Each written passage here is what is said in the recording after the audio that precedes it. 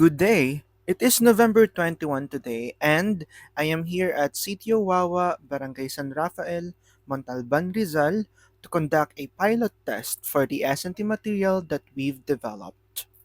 This S&T material aims to strengthen the Materials Recovery Facility or MRF initiative as a solution to ecological solid waste management or SWM.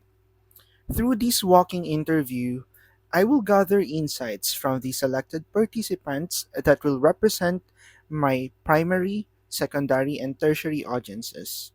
Doing so will evaluate the clarity, relevance, and impact of the information presented on the PVC tarpaulin poster.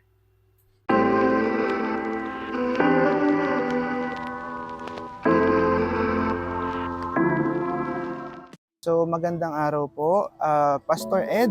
Kayo po yung in charge sa Benro. Yes.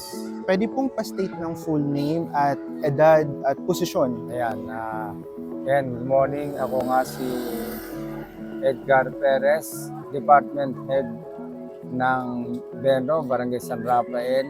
At ako ay may 59 years Okay. old. Papunta na doon sa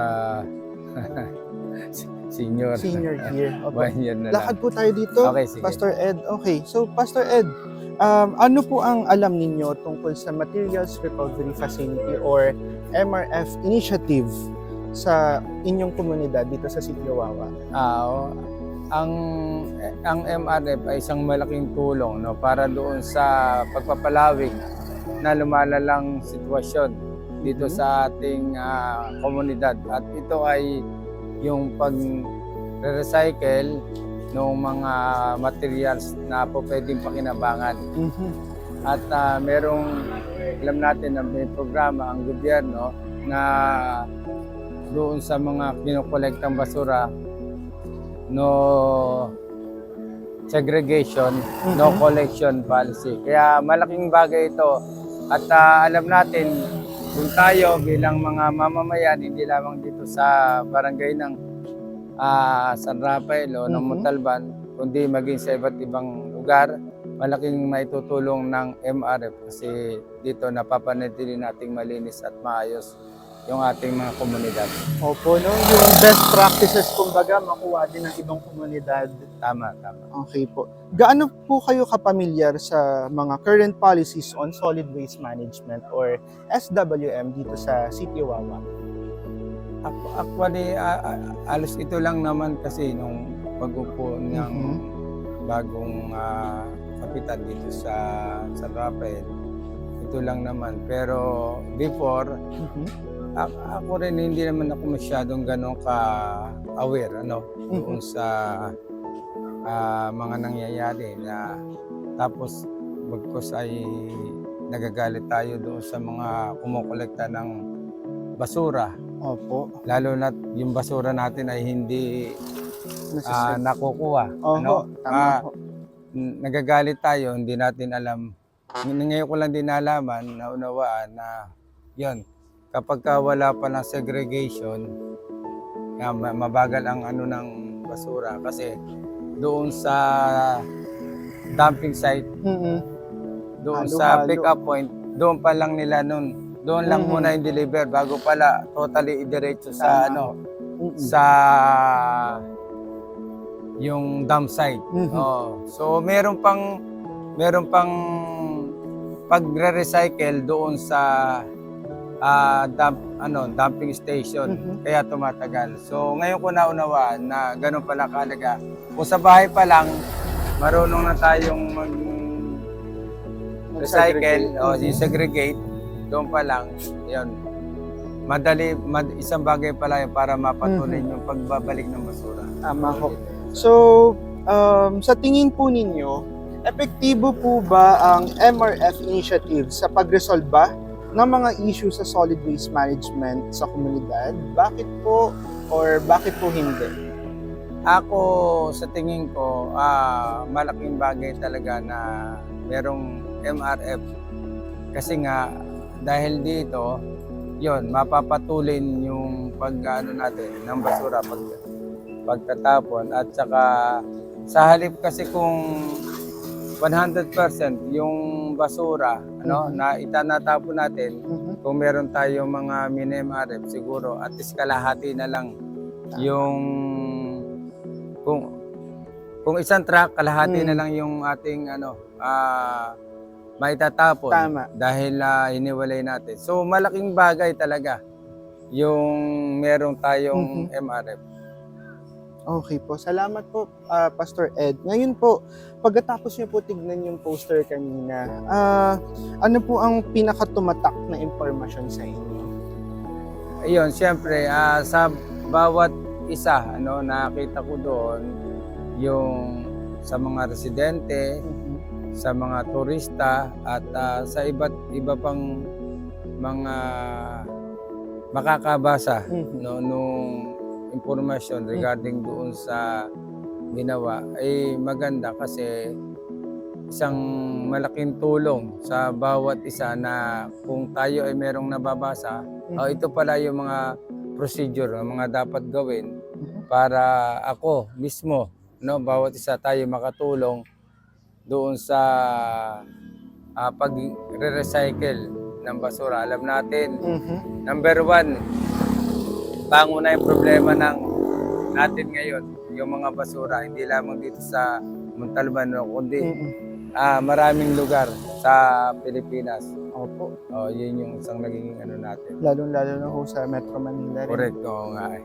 Yes po. So, malinaw at madaling intindihin po ba ang impormasyon sa poster po kanina nung nakita po ninyo?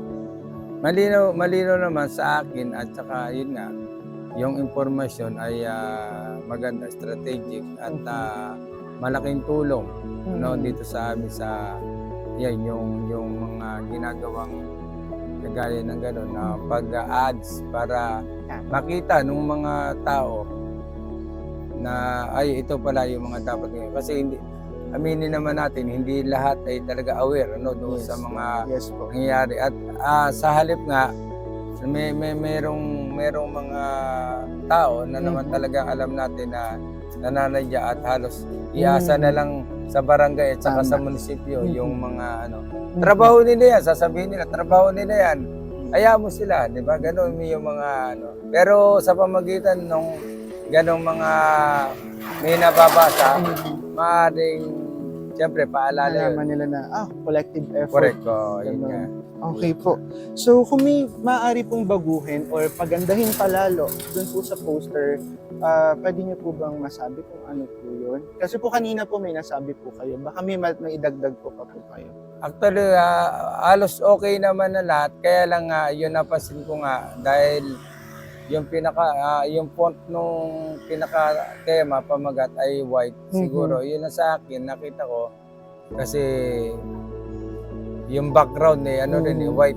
Kaya medyo ang dating ay hindi masyadong klaro yung niya. Pero yun lang naman napansin ko.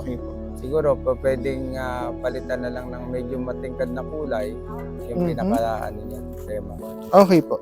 So ang next po ay itong tanong na to. Bilang isang opisyal, nakatutulong ba ang poster na mas maipaliwanag ninyo ang MRF initiative at SWM policy sa mga residente? Pastor Ed? Okay. Malaking tulong kasi nga, gaya ng nabanggit ko kanina, kapag ang tao, meron silang mga nababasa, paalala sa bawat isa na, ito pala yung, meron din pala akong obligasyon bilang mamamayan. Tama. Ng Barangay San Rafael. At ito pala yung mga bagay na dapat gawin at hindi dapat gawin. So, kapag ka nababasa yon, lalo yung mga bata ngayon, di ba? Alam naman natin ngayon, sa generation ngayon nila, yung Alpha generation, na kung saan, madali naman siguro nilang masasabi. Minsan, yung mga bata, pwede silang, kapag nabasa nila, sila na rin magsasabi sa kanilang mga parents, di ba? Sabihin, ganito pala yung dapat gawin. So, malaking tulong sa akin. Salamat po. Okay. Po. So, ang itatanong ko naman pong next sa inyo ay mga generalized questions po. para sa lahat ng audiences. Kasi po ang tinatarget ko ay primary, secondary, at tertiary audiences. Barangay officials, mga residente, tsaka mga di-residente, yung mga Okay. turista po.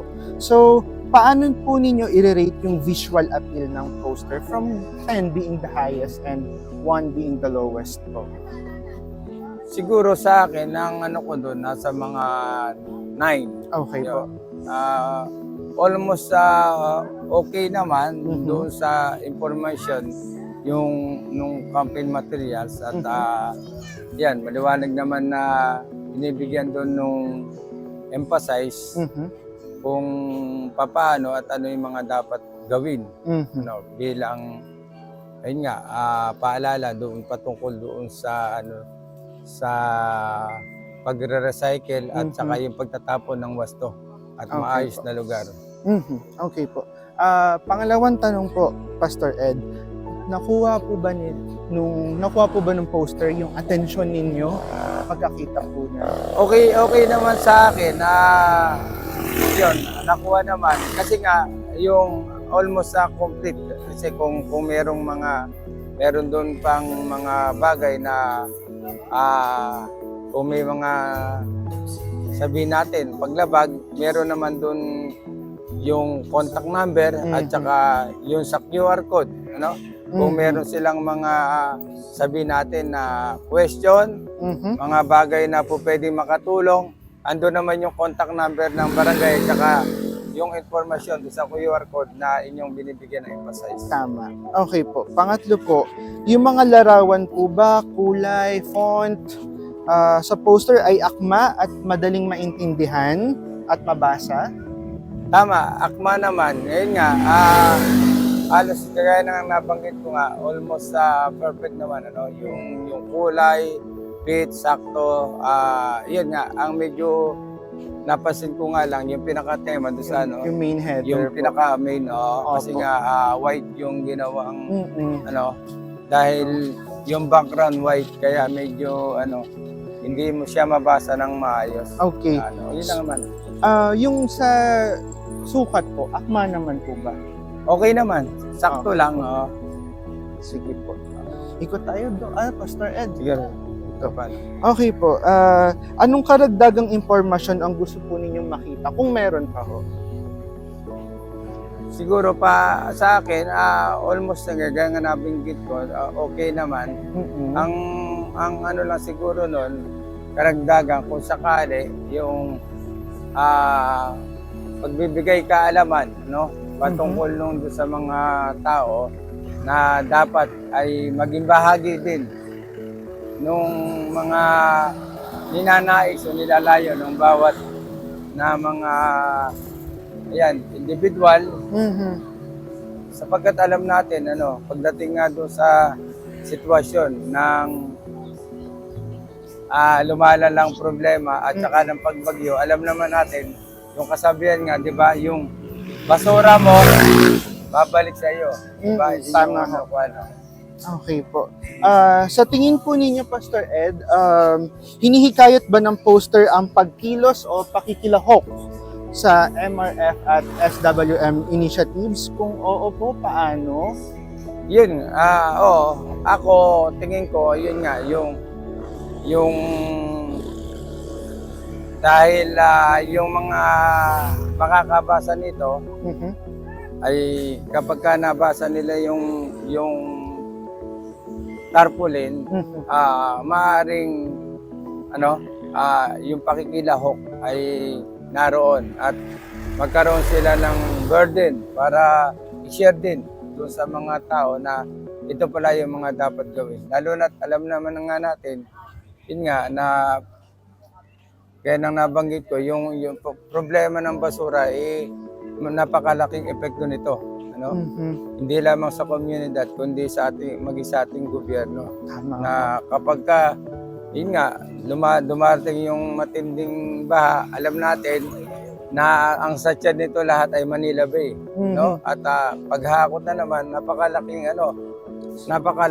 Suliranin. yun nga, bukod pa doon, yung gastos. Diba? Opo. Mhm. Oo, yun yung Okay po. Yun lamang po, Pastor Ed. Maraming salamat po okay. sa inyong oras. at atensyon.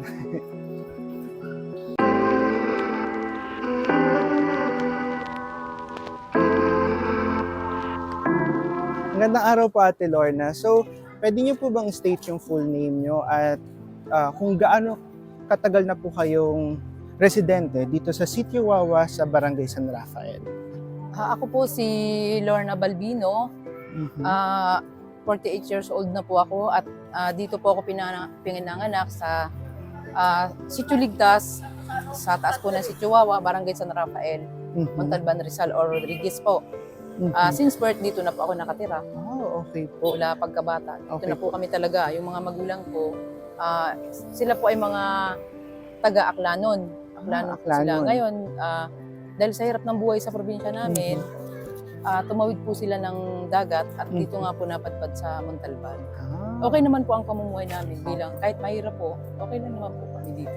Mhm. Masaya naman kasi kahit mahirap, nabubuhay ng patas. Patas. At Maganda maganda po po ang klima rito. Yes sir, opo. Maganda po dito. Sa pagka tag-araw, malamig siya. Doon po sa San Jose, sa amin, mainit. Pero nung bumaba po ako dito, ang lamig-lamig mo ng Opo, klima. kapag papasok po kayo dito sa papasok na ng Wawa, mararamdaman nyo na po yung lamig. Opo. Saka yung mga Presko puno, hindi siya putol. Hindi siya pinagpuputol. Doon po yung... Opo, inaalagaan po talaga namin. Ayan po, Natutuwa. katabi lang po namin yung DNR na protekta sa kalikasan. Yun. Kami naman bilang mamamayan, bilang disiplina sa sarili, kagaya ko, isa rin po ako sa nagmamahal sa kalikasan. Tama. Kaya, syempre, inaalagaan ko rin po yung, kahit mga bata, sinasaway ko kapag ganun, may mga kalat, ganun. Kanina po, Ate Lorna, nakita natin yung poster doon sa dulo. Opo. Pina-observe ko po sa inyo. Ngayon may mga katanungan lang po ako about doon sa poster. So, paano po ninyo i-rate yung visual appeal ng poster from 10 being the highest and 1 being the lowest po? Sa akin po, nasa 10 siya kasi basta sa pananaw ko, malinaw naman kung matyaga ka magbasa, di ba? Kasi sa panahon ngayon, yung iba nakatutok sa social, di ba? Tama. Pero dahil nandyan naman siya sa kitang-kita, sa akin po, 10% po ako doon na okay po yung tarpaulin. Mababasa naman po siya ng malinaw. At 10 at 10, Yes. 100. Yun po. yes. Oh, okay. Thank you po. Maganda po. Next po, nakuha po ba nito yung attention nyo nung pinakita ko po sir sa inyo? Yes, sir. Mhm. Yes, sir. Maganda Okay po. po. Next po, yung mga larawan po ba, kulay, font type, yung design ng text ay akma po ba sa tingin ninyo? Yes, sir. Opo. Apo. Malinaw How naman. about yung sukat naman po? Akma po ba yun? Para makita ng mga tao? Sa akin po, bilang mamamayan, Mm-mm. dahil nakikita naman po yung sulat sa malapitan, okay naman po. Okay. Okay naman po. Maganda siya. Sige po. Kung may karagdagang impormasyon po kayong balak idagdag, meron po ba? May kulang po ba para sa inyo na impormasyon na pwede nating idagdag pa? Sa akin, sir, okay na po yan eh. Kasi kung ikaw ay concerned sa lugar mo, di ba, kahit di ka magbasa or titingin ka lang dyan, nakikita naman kung paano mo ma-recycle, kung saan mo ilalagay dapat yung basura, yung may pakinabang ba o wala, kung saan mo siya pwede. Meron naman po siyang color code Tama. kung saan mo siya ilalagay. Opo. Yun po, Yun maganda po siya, sir. Wala po akong masabi. Okay po. So yung last question ko po, for this section, Okay. sa tingin po ninyo, hinihikayat po ba kayo ng poster na makilahok sa pagkilos sa MRF at SWM initiatives sa Barangay San Rafael po, particular na po dito sa Sitio Wawa? Opo, sir. Opo. Opo. Nakita niyo po ba yung sasama-sama nating pagtulong, mapapangalagaan natin ang kapaligiran sa Sitio Wawa? Opo. Sang-ayon po ba kayo doon? Sang-ayon, sir. Okay po. Malaking tulong po yan sa mga mamamayan ng San Rafael Mhm. para po maitaas natin yung kalinisan, Mhm. yung magandang kalikasan natin para mapanatili yung magandang kapaligiran. Mhm. Kagaya nito, ito ay puntahan ng mga turista. Yes, opo. So, Kasi sir, bukod po sa Wawa Dam, ang dami din Opo. pong tourist attractions. maganda rin po kasi kapag pagpasok nila sa lugar, Mm-mm. kaaya-aya, malinis tingnan, Mm-mm. di ba? Mas parang, kung ako naman, turista, ay, babalik ako ulit dito kasi, di ba? Presko, Malinis, maganda, malinis, di ba? Tsaka pinapangalagaan yung lugar. Opo. Tama. Kaya po may mga DNR din kami na Mm-mm. nandiyan po nakaantabay. Ayun At po yung barangay nandoon po. banda, no? Opo. Ito po. Bali, ang DNR at saka Barangay San Rafael din po ay nagtutuwang na Mm-mm. nagtutulungan para po mapanatili ang kalinisan sa Sitio Wawa, Barangay San Rafael po. Okay po.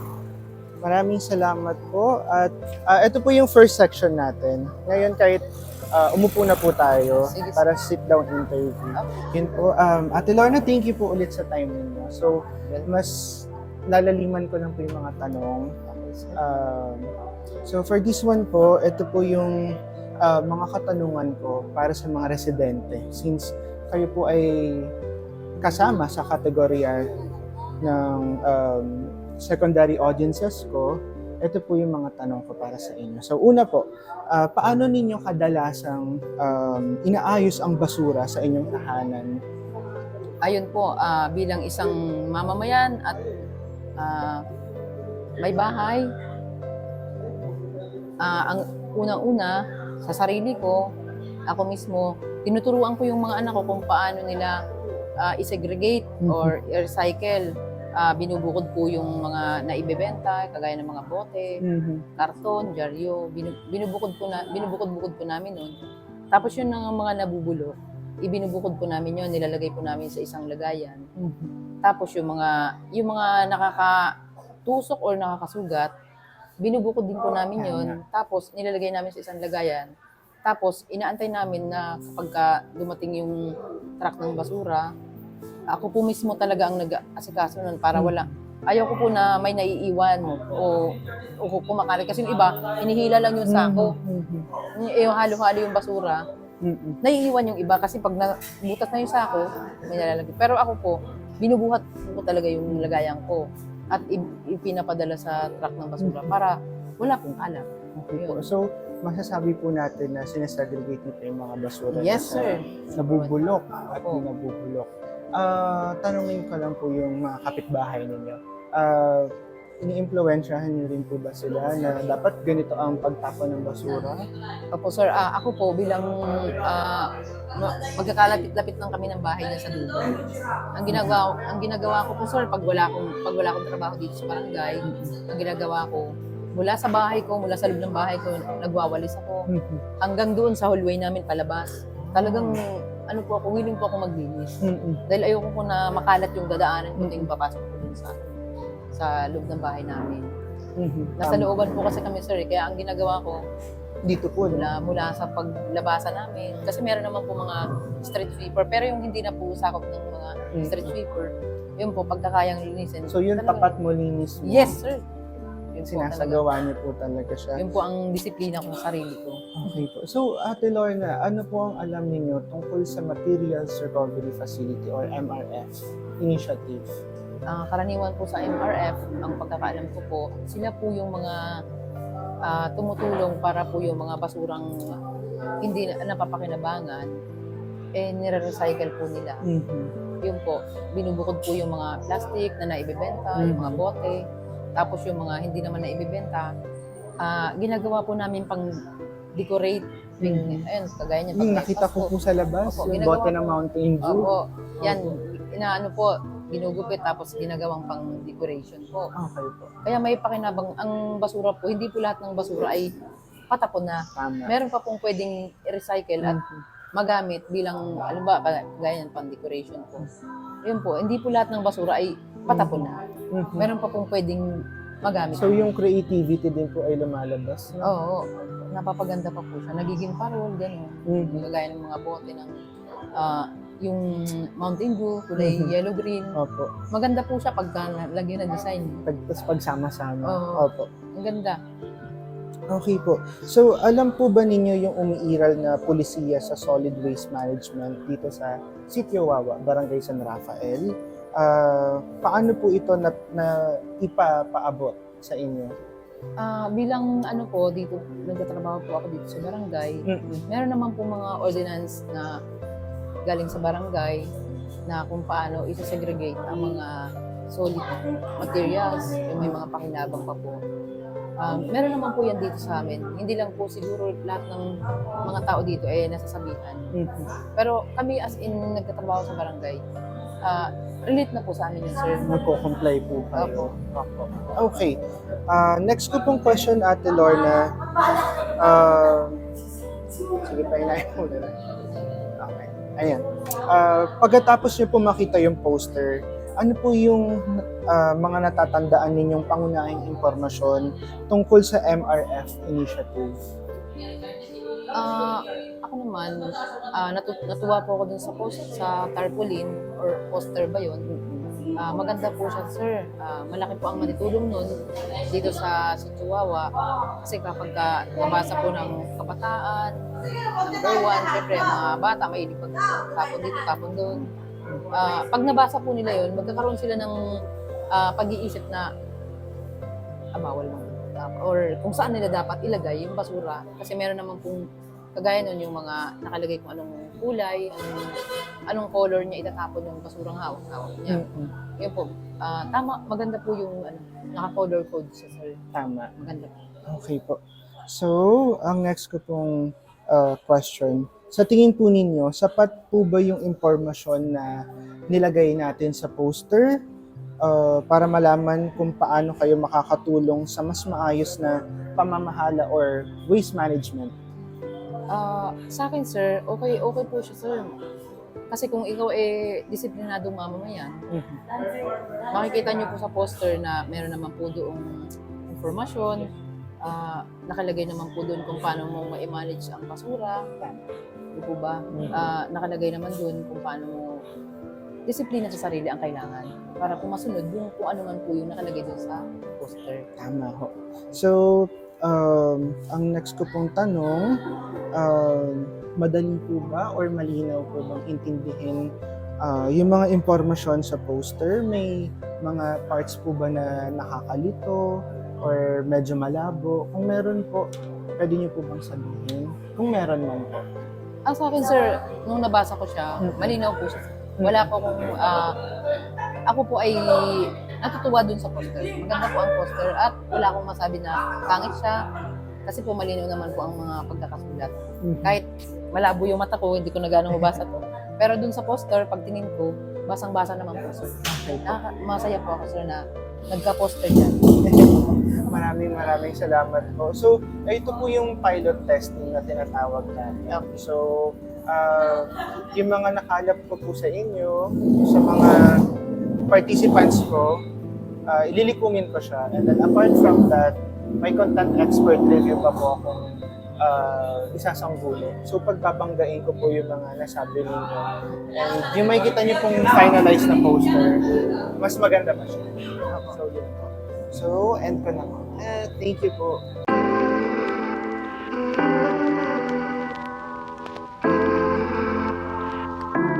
Magandang araw po. Thank you po sa pagpapa-unlock sa akin sa short walking interview na ito. So, pwede niyo po bang i-state yung pangalan niyo at edad? My name is Arnel Ronato. I'm 49 years old. Okay po. Ano pong ginagawa natin ngayon dito sa Sitio Wawa? As of now, we're trying to get along river and river crossing. Then after that, we're going to hiking, mountain hiking. Okay. So, hindi lang po Wawa ang sadya ninyo rito. Yes po. Okay po. Pati yung ano po, yung mga yung history site nila rito. Okay. Mount Sa Sitio Parawagan? Mga ganun po? Hindi po, yung Mount Parawagan na yan. Consider as a mountain. Pero sa Mount Parawagan po, kita ng buong Montalban, kita rin ang City of Manila and Laguna. Oh, Yun po ang may pagkaka- overlooking. Overlooking. So, matagal na po kayo ditong turista? Madalas po, every month nandito po ako. Okay po. So, So, I get along with my friends and my family. okay po. So, pina-observe ko po sa inyo kanina yung PVC tarpaulin poster Nga po. na ating sinasagawa for pilot testing. Ang layon po ng pilot testing na to ay malaman kung effective po ba ito bilang isang communication material or S&T material sa mga napipili ko pong mga audiences. Una, barangay officials, residente, at mga turista. Ngayon po, mga turista. So, ito po yung mga tanong ko sa inyo. Pwede po tayong maglakad Okay, dito. go ahead po, sir. Okay. So, paano niyo po i-rate yung visual appeal ng poster from 10 being the highest to 1 being the lowest po? I think is 9. Oh, okay po. Bakit po? Yung magandang kulay, malinaw kung basahin, at saka tamang-tama lang po yung slogan niya sa Mhm. size niya. Okay po. Yan. So, nakuha po ba nito yung attention ninyo pagkakita niyo pa lang po dun sa poster? Yes po, kasi malaki po yung ano niya, yung size ng slogan. Mhm. Tapos naka-indicate po agad din yung ano yung MRF Mhm. saka tungkol sa solid waste management. Okay, salamat po. Yung mga larawan po, yung mga kulay at font sa poster, akma po ba siya at madaling maintindihan at mabasa? Ang napansin ko po yung larawan ng ilog, ng Mhm. dam, tapos yung medyo ma-push pa po ang color yung konti. Okay po. Parang tapos medyo may kalaitan pa ng picture. Okay, so ang gusto niyo po, lakihan pa yung nasa taas na bahagi. Opo, para yun po agad na visual na makita ng ng mga turista. At i-darken pa po ang colors. Yes po, Okay. oo. Tapos Okay po. yung mas malinaw po na Okay, sige po. Ang next kong question, kung meron man po, may mga karagdagang impormasyon po ba kayong balak idagdag pa or tanggalin dun po sa poster about MRF initiative and SWM? I think wala naman po dahil kompleto naman po yung nakasada doon sa sa mga reminders. Mhm. Okay na po yan. Okay. So, sa tingin niyo po, bilang isang turista, Sir Arnel, Yes po. hinihikayat ba ng poster ang pagkilos o pakikilahok sa MRF or SWM? Kung oo po, paano? Kung hindi, bakit naman po? Opo. Kasi unang-una po, para po kami mga turista ay may kaalaman, Mhm. may educate kami dyan tungkol sa mga solid waste management or pagsisegregate ng mga basura doon sa hindi dapat at sa hindi dapat na paglalagyan. Okay.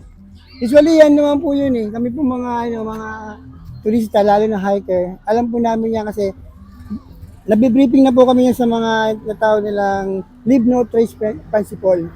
Leave no So, trace. opo. LNT. LNT po. Okay. Every time na, kahit naman po saan lugar, sa mga lalo na po pag may yung lugar na yun Protected. protected area, nandiyan Mhm. po yung, nalagyan po nila ng watchman or tour guide man. Mhm. Lagi po nagpapaalala yan tungkol po sa basura. Minsan nga po, yung mga duties man, may dala pa silang sariling o kaya binibigyan nila kami ng sariling plastic. Okay. Oo. Para yung kalat mo, Opo, pag meron kaming nakita, Bulsa. bulsa. lagay mo. Pero, bibihira po yung yung iba kasi tinatamad na maglag. Opo. May hawak-hawak sa Kaya po, ang nag-ano po, mismong yung tour guide nila, ang nagsisinop ng ng ganyan. Para ginagawa ng tour guide, para po nila, para yung kami mga turista, may kayat niya. Ganito bawal, ganito. Ganito pala, dapat ganito. Okay. Salamat po. At dadako na po tayo dun sa second set of interview questions. Maraming salamat. Yes, sir.